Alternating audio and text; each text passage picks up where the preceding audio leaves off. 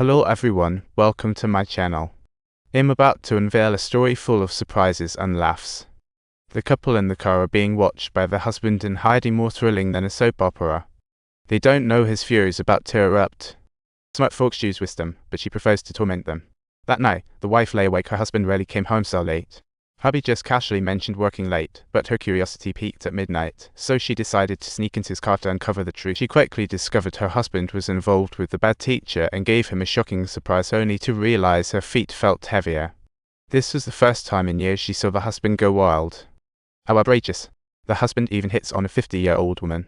A 5-year-old girl spots a figure, rubs her eyes and stares at the closet in puzzlement. Just then, the cabinet slowly opened a crack. Surprisingly, the girl smiled. Now she lives with her mom, running a coffee shop to survive. While mom was on the phone, her daughter vanished. She searched anxiously, but no giggle could be heard. Just then, she got a mysterious call and rushed to a nearby playground. Hearing her mom's angry scolding, the daughter tried to explain, but a stranger approached. The woman said, "I called to inform you, this child was playing alone and seemed odd, so I just dialed." The kid's mom thanked her right away, unaware she was falling into the woman's trap. Easing the kid's playtime, she stealthily approached. The woman starts expressing sympathy. Every mother has it tough, casually dropping that she's taking care of a child from a single-parent family, trying to make herself look like a babysitter. But strangely, the woman's accent was quite peculiar. Just as she was about to inquire about her origin, the woman suddenly pretended to attend to. In her eyes, this babysitter seemed trustworthy, but from that day on, a string of strange events began to unfold. First, unknown calls came. Answering, she heard silence. Later, another call came, and absurdly, it was her wife's voice.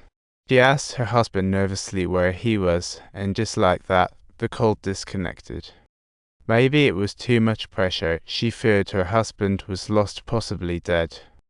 But little did she know, that dream was fate's way of giving her a hint her husband was not dead. But her dream caused her to miss her daughter's school bell, and coincidentally, one father who also missed the bus offered to drive her, thinking they could drop the kids off at school on time. She thought it was just a chance encounter, unaware of his true motives. Idle talk in the car slowly revealed secrets. The lady curiously asked, "Is your wife very busy? I always see you dropping your daughter off." Only after learning they'd been missing for 2 years did she realize she had asked the wrong question. The words secretly pleased the man. To seem natural, she asked, "What about your husband? I've never seen him." He didn't reply directly, but cleverly changed the topic. As she exited the car, he bluntly invited her for coffee that night. His reason was quite charming. Isn't it better for the kids to have pizza together than for one person to eat alone? How could she refuse that? Her mood brightened, but as she was enjoying it, the unknown number rang again. Curiosity made her answer. She scolded the caller, "Don't doubt me, don't be suspicious." Even though the caller remained silent, she heard the melody of Sweet, Sweet playing in the background, and blurted out, "Just a child." At this time, the agreed man came to the shop.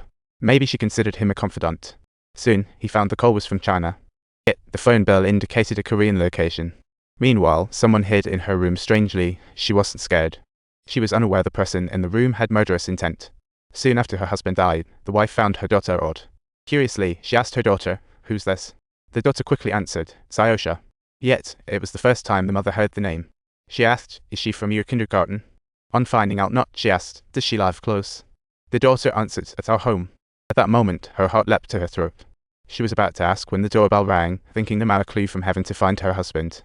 She and her daughter made the same error, blurted to the man, "My husband does trade between China and Korea. We may not hear from him for half a year. But he's gone missing ever since he went to China. That international call you helped me trace the other day came from a Chinese number. I think my husband's alive, so I went to that address, but was chased out by men demanding payment. They angrily blamed me for using my ID to make international calls. Seeing their bills, I was stunned. Is my husband really alive?" He told the man his thought, unaware the man had approached him on purpose and spied on his home secretly. Remembering Sayosha, his daughter mentioned, felt odd. That evening, he called the teacher to ask if they had a student named Sayosha, but the teacher firmly said, "We don't have anyone by that. However, just recently, I heard your daughter Yaling mention she had a secret friend." That really unsettled the mother. She wanted to wait until the call ended to question, but remembering that Sayosha supposedly lived with them, she dashed home immediately. She quietly observed the activity at home until her daughter ran out. The mother questioned her, "Did something come out of your room?" Seeing her mom so nervous, the daughter said, "Sayosha is my friend. Didn't you meet her last time?" Suddenly, the babysitter came out, asking curiously, "Aren't you returning later?" She sensed something and opened the door at once. As Sayosha was rubbing her eyes, wanting to sleep. The babysitter then gave orders. Unexpectedly, she began to play the sympathy card. "I'm a single mom struggling to find work, so I'm sorry I deceived you. Can you please give me another chance? Her wish ultimately cost her daughter's life. At night, Sayosha grew restless, talking on the phone, unaware of the caller. Suddenly, her mother approached and asked, "Who are you calling on my phone?" Frightened, she tossed the phone and dashed into the room. One day, as the mother made dumplings with a babysitter, they heard a crash from the room where two kids accidentally broke something.